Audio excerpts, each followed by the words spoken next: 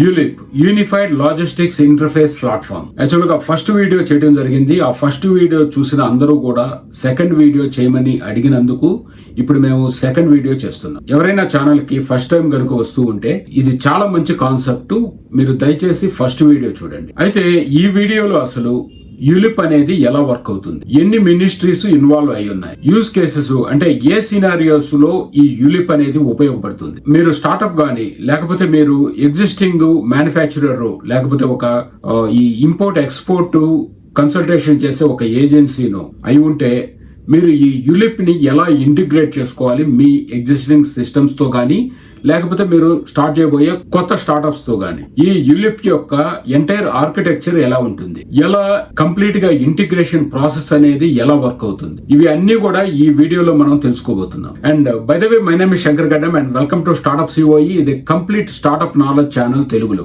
అయితే friends, last time ULIP first వీడియోకి చాలా మంచి రెస్పాన్స్ వచ్చింది. అంటే నా సబ్స్క్రైబర్ వచ్చేసి ఒక 1100 ఉన్నా కానివ్వండి, అండ్ వ్యూవర్షిప్ కనుక చూసుకుంటే ఆల్మోస్ట్ 9,100 వ్యూవర్షిప్ అయితే ఉంది ఈ వీడియోకి. ఎంగేజ్మెంట్ కూడా చాలా బాగుంది. సో మీకు ఇలాంటి వీడియోస్ మరిన్ని కావాలి అంటే మాత్రం మీరు ఖచ్చితంగా మీరు సబ్స్క్రైబ్ చేసుకోండి, మీరు లైక్స్ చేయండి అండ్ కామెంట్ చేయండి. మీకు ఎలాంటి వీడియోస్ కావాలో ఈ యూలిప్ లోనే ఇంకా డీపర్ ఇన్సైట్స్ కనుక మీరు కావాలన్నా, లేకపోతే టెక్నాలజీ పరంగా దీనికి వాల్యూ యాడ్ చేసే టెక్నాలజీస్ ఏమేమి ఉన్నాయి, ఎటువంటి టెక్నాలజీస్ ఈ యూలిప్ తోటి ఈ యూలిప్ కి సపోర్ట్ చేస్తాయి, ఇవి అన్ని ఇన్ఫర్మేషన్ కూడా మీకు కావాలంటే మాత్రం అండ్ ప్లీజ్ డూ కామెంట్. నేను ఖచ్చితంగా వాటి గురించి వీడియోస్ అయితే చేస్తాను. ఇంతకు ముందు మీకు ప్రామిస్ చేసినట్టుగా ఈ వీడియో సెకండ్ వీడియో అయితే చేయడం జరుగుతుంది. I hope you definitely enjoy in learning. ఇప్పుడు మనం ఈ రోజు కాన్సెప్ట్ లోకి వెళ్దాం. అసలు యూలిప్ ఎందుకు ఒక యూనిఫైడ్ ప్లాట్ఫామ్ అనేది అవసరం అనేది ఒక్కసారి గుర్తు తెచ్చుకుందాం. మనకి ఎన్నో మినిస్ట్రీస్, అండర్ దీస్ మినిస్ట్రీస్ ఎన్నో పనులు, ఆ పనులన్నీ కూడా మెయింటైన్ చేయడానికి రకరకాల సిస్టమ్స్. సో ఇలా ఉన్నప్పుడు వీటి మధ్య కోఆర్డినేషన్ అనేది డెఫినెట్ గా మిస్ అవుతుంది. అందుకనే ఖచ్చితంగా ఈ ట్రాన్స్పోర్టేషన్ లో డిలేలు కానివ్వండి, ఇంకా ఈ వెయిటింగ్ టైం ఎక్కువ అవడం కానివ్వండి, ఇంకా ఈ ఎంటీ మైల్స్ అంటే ఎంటీ కంటైనర్స్ ఎక్కువ ఉండిపోవడం కానివ్వండి, ఇవన్నీ కూడా జరగటానికి మెయిన్ కారణం ఈ సిస్టమ్స్ మధ్య ఒక ఇంటిగ్రేషన్ అంటూ లేకపోవడం. అందుకనే ఈ మినిస్ట్రీస్ మధ్య, ఈ ఇండివిడ్యువల్ సిస్టమ్స్ మధ్య ఒక ఇంటిగ్రేషన్ అంటూ అవసరం. అదే ఈ యూలిప్, ఒక యూనిఫైడ్ ప్లాట్ఫామ్ అంటూ అవసరం. కాబట్టి అదే ఈ యూలిప్. అయితే ఈ సిస్టమ్స్ ఇంటిగ్రేట్ అవ్వబోతున్నాయి. బట్ ఎలా వీటిని ఇంటిగ్రేట్ చేస్తున్నారు, ఎలా ఒక సిస్టమ్ తో ఒక సిస్టమ్ ఇంటరాక్ట్ అవుతుంది. ప్రతి మినిస్ట్రీస్ లో డిఫరెంట్ సిస్టమ్స్ ఉన్నాయి. ఆ సిస్టమ్స్ కి బేస్డ్ ఆన్ డేటా తో డివైడ్ చేసి వాటికంటూ ఒక ఇండివిడ్యువల్ ఏపీఐస్ అయితే క్రియేట్ చేస్తున్నారు. ఈ ఏపీఐస్ తో మనం ఈ సిస్టమ్ ని యాక్సెస్ చేయొచ్చు అండ్ మనం డేటాని గెట్ చేయొచ్చు, అంటే డేటాని తీసుకోవచ్చు అండ్ మన డేటాని కూడా ఈ సిస్టమ్ కి పంపించవచ్చు. అయితే ఒక మినిస్ట్రీలో ఒక ఏపీఐనే కాదు, నేను ముందుగా చెప్పినట్టుగా చాలా సిస్టమ్స్ ఉంటాయి. ఒక ఈచ్ సిస్టమ్ కి మెనీ ఆఫ్ ద ఏపీఐస్ కూడా ఉండొచ్చు, అంటే ఎక్కువ ఏపీఐస్ కూడా ఉండొచ్చు. మన మినిస్ట్రీస్ దాదాపుగా ఒక 10 మినిస్ట్రీస్ ఉన్నాయంటే దాదాపుగా 30+ సిస్టమ్స్ ఉన్నాయి అన్ని మినిస్ట్రీస్ తో కంబైన్డ్ గా చూస్తే. అండ్ ఏపీఐస్ కనుక చూసుకున్నట్టయితే 118 ఏపీఐస్, 118 ఏపీఐస్ అయితే ఉన్నాయి. అండ్ డేటా సెట్స్ కనుక చూసుకున్నట్టయితే మనం each field represent some data కాబట్టి ఈ డేటా సెట్స్ అన్ని కూడా మనం చూసుకున్నట్టయితే దాదాపు ఒక 1200 డేటా సెట్స్ అయితే మనం ఈ ఏపీఎస్ ద్వారా గెట్ చేసుకోబోతున్నాం, ఆర్ మేబీ మనం డేటాని సెండ్ చేయబోతున్నాం. ఇప్పుడు మనం మినిస్ట్రీస్, ఏ సిస్టమ్స్ మన ఈ మినిస్ట్రీకి రిలేటెడ్ గా ఉన్నాయి అండ్ వాటి రిలేటెడ్ ఏపీఐస్, ఇవన్నీ కూడా మొదట చూద్దాం. తర్వాత మనం యూజ్ కేసెస్ కానీ, ఆర్కిటెక్చర్ కానీ, అసలు మనం ఇంటిగ్రేషన్ చేసే కంప్లీట్ ప్రాసెస్ కానీ తర్వాత మనం వెళ్దాం. ఇప్పుడు మనం మినిస్ట్రీస్, ఆ మినిస్ట్రీస్ లో ఉన్న సిస్టమ్స్, ఏపీఐస్ ఏంటనేది చూద్దాం. ఇది యాక్చువల్ గా డీటెయిల్డ్ ఇన్ఫర్మేషన్ అంతా కూడా వాళ్ళ వెబ్సైట్ లోనే ఉంది, goulip.in. సో ఇక్కడికి వచ్చేసి మనం ఏపీఐస్ లో ఉన్నాం. నేను ఇప్పుడు ministries what related to systems అంటూ మనం చూద్దాం. అండ్ ఇక్కడికి వచ్చేసి ministry of ports, shipping, water ways, దీంట్లో ఉన్న సిస్టమ్స్ కనుక చూసుకున్నట్టయితే port community system, terminal operating system and inland water ways authority of India.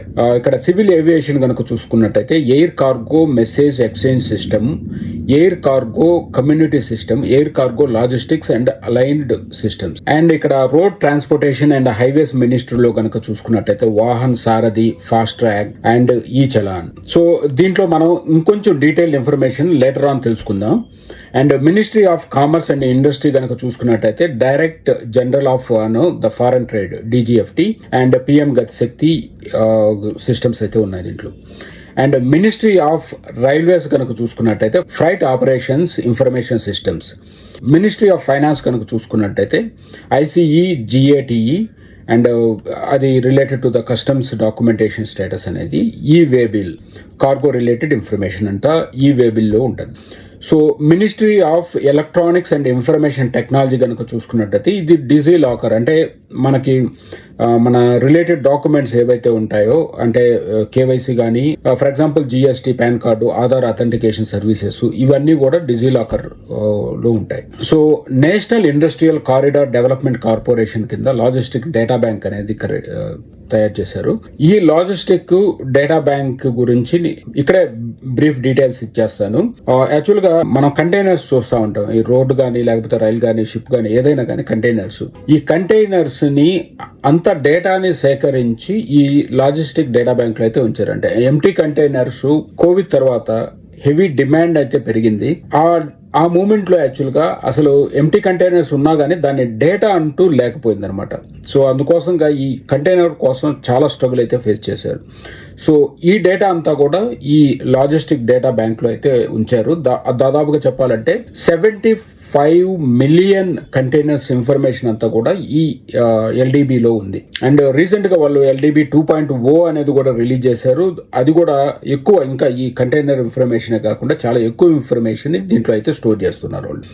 And ministry of consumer affairs, food and public distribution కనుక చూసుకున్నట్టయితే ఫుడ్ కార్పొరేషన్ ఆఫ్ ఇండియాకి సంబంధించిన data అయితే ఉంది. ద మినిస్ట్రీ ఆఫ్ పవర్ కనుక చూసుకున్నట్టయితే ఈ EV యాత్ర అంటే EV ఛార్జింగ్ స్టేషన్స్ ని కనెక్ట్ చేయడానికి దానికి సంబంధించిన information. Ministry of corporate affairs.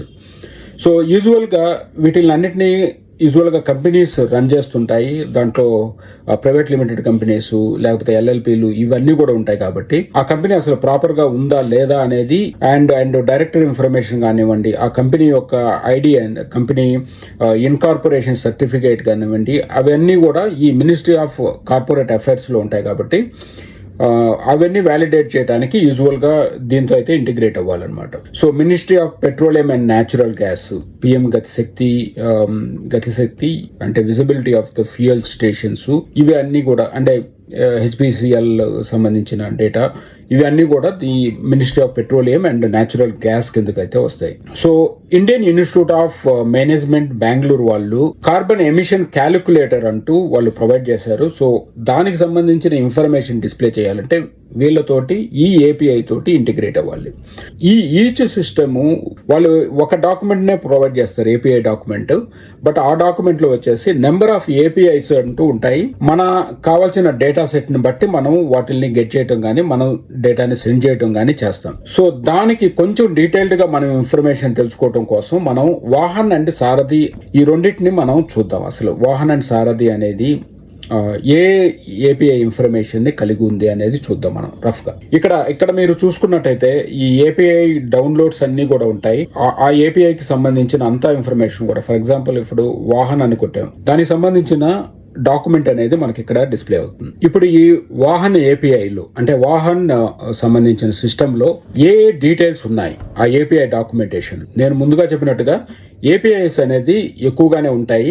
And based on the data set ని బట్టి మనం ఇన్ఫర్మేషన్ అనేది ఆ రిలేటెడ్ APIని తీసుకొని మనం ఇన్ఫర్మేషన్ అనేది గ్యాదర్ చేస్తాం. ఇక్కడ వాహన్ APIలో వెహికల్ రిజిస్ట్రేషన్ కి సంబంధించిన డీటెయిల్స్, ఫిట్నెస్ డీటెయిల్స్ అంటే ఆ వెహికల్ ఫిట్నెస్, వెహికల్ సంబంధించిన insurance details, pollution control and tax information and permit details, ఇక్కడ vehicle details and ownership history and back listed vehicles ఏమేమి ఉన్నాయి అండ్ హైపోథికేషన్ డీటెయిల్స్ అంటే లెండర్ ఫైనాన్స్ సంబంధించిన information and scrapped vehicle records, ఇవన్నీ కూడా వాహన్ APIలో ఉన్నాయి. ఇక్కడ సారథి APIకి సంబంధించిన డీటెయిల్స్ చూద్దాం.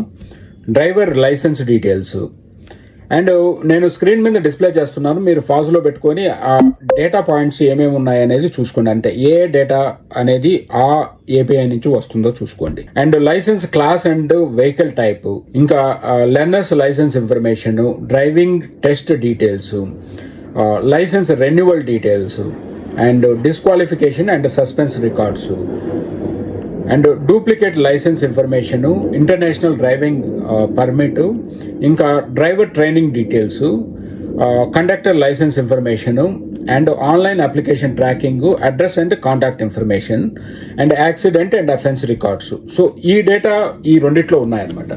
మీకు ఒక పాయింట్ అయితే నేను మెన్షన్ చేయదలుచుకున్నాను. ఈ సిస్టమ్స్ ని ఆల్రెడీ మన తెలంగాణలోను ఆంధ్రాలోను ఇంటిగ్రేట్ చేయటం అయితే జరిగింది. సో ఈ ఇన్ఫర్మేషన్ అంతా కూడా ఇప్పుడు యులిప్ లో ఉంది. సో కొత్తగా ఏదైనా సర్వీసెస్ ప్రొవైడర్స్ ఎవరన్నా ఉంటే మాత్రం వాళ్ళు ఈ ఇన్ఫర్మేషన్ యాక్సెస్ చేసుకోవచ్చు. అయితే ఇప్పుడు ఈ వాహన ఏపీఐకి సంబంధించి కానివ్వండి, ఈ సారథి ఏపీఐకి సంబంధించి కానివ్వండి, రఫ్ గా యూజ్ కేసెస్ అంటూ చూద్దాం. For example Vahan API use case కనుక చూసుకున్నట్టయితే గవర్నమెంట్ అథారిటీస్ యూజ్ చేసుకోవచ్చు, ది డీటెయిల్స్ అన్ని కూడా ఇన్సూరెన్స్ కంపెనీస్ యూజ్ చేసుకోవచ్చు, బ్యాంక్ అండ్ ఫైనాన్షియల్ ఇన్స్టిట్యూషన్స్ అంటే ఈ లోన్ ప్రొవైడర్స్ వీళ్ళందరూ కూడా, and logistics and fleet companies కానివ్వండి, second hand vehicle market places కానివ్వండి, వీళ్ళందరూ కూడా ఈ ఇన్ఫర్మేషన్ అయితే యూజ్ చేసుకోవచ్చు, వాహన ఇన్ఫర్మేషన్ని.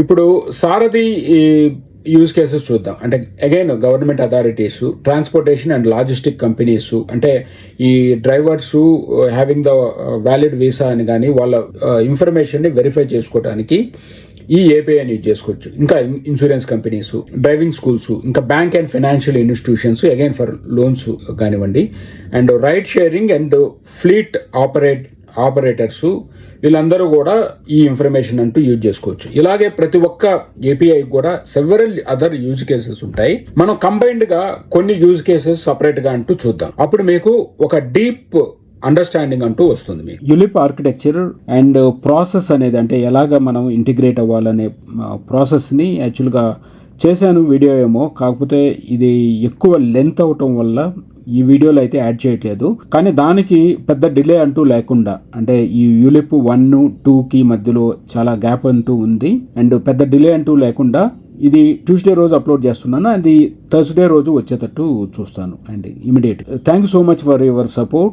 మీకు ఇంకా మంచి మంచి వీడియోలు కావాలంటే and please do ask me and I will definitely do that, and thank you so much.